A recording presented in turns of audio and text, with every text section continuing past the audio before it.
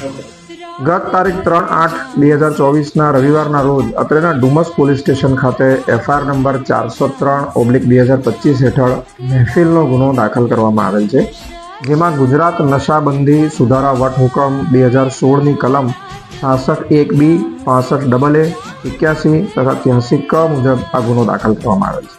બનાવની વિગત એવી છે કે ગતરોજ જ્યારે ડુમસ પોલીસ સ્ટેશનનો સર્વેલન્સ સ્ટાફ વિસ્તારમાં પેટ્રોલિંગ પર હતો, એ દરમિયાન કંટ્રોલ રૂમથી મદદનો કોલ આવેલ હતો, જેમાં જણાવાયેલ હતું કે એક ફરિયાદીએ કંટ્રોલ રૂમમાં કોલ કરેલ છે।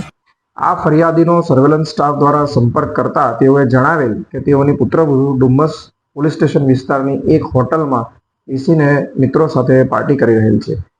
વધુ માહિતી મેળવી આ જગ્યાએ જઈ સર્વેલન્સ સ્ટાફે રેડ કરતા વિસ્તારની હોટલના રૂમ નંબર 443માં જઈ તપાસ કરતા ત્યાં 4 પુરુષો તથા 2 મહિલાઓ મહેફિલ કરતા હોવાનું જણાઈ આવેલ હતું તથા તેઓની ઝડપી લેતા તેમની પાસેથી એક વિદેશી દારૂની બોટલ મળી આવેલ હતી।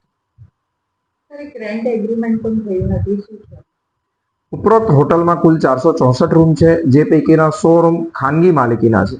જે રૂમમાં રેડ કરવામાં આવી હતી અને જે રૂમમાં મહેફિલ થઈ રહી હતી તે ખાનગી વ્યક્તિની ખાનગી માલિકીનો રૂમ હતો, જેણે એક દર્શન નામક વ્યક્તિને ભાડે આપેલ હતો અને એનો રેન્ટ એગ્રીમેન્ટ પૂરો થઈ ગયો હતો અને આ વ્યક્તિએ ઉપરોક્ત ઈસમોને મહેફિલ કરવા માટે આ રૂમ ભાડે આપેલ હતો। આમ જે ભાડે આપનાર વ્યક્તિએ જાહેરનામા ભંગ કરેલ છે તેને શોધીને તેમની ઉપર પણ ગુનો દાખલ કરવાની તજવીજ હાલમાં ચાલુ છે। સાહેબ, જે પકડાયા છે ફરિયાદી અને જે પકડાયા છે યુવતી, એમના સંબંધ શું છે? ફરિયાદીનું કહેવું એવું હતું કંટ્રોલ રૂમના કોલમાં કે તેમની પુત્રવધુ પાર્ટી કરી રહી છે, તો તેમની અંગેનો સંબંધ તેમની ફરિયાદમાંથી સ્પષ્ટ થાય છે, પરંતુ અમે આ અંગે વધુ તપાસ કરી રહ્યા છીએ।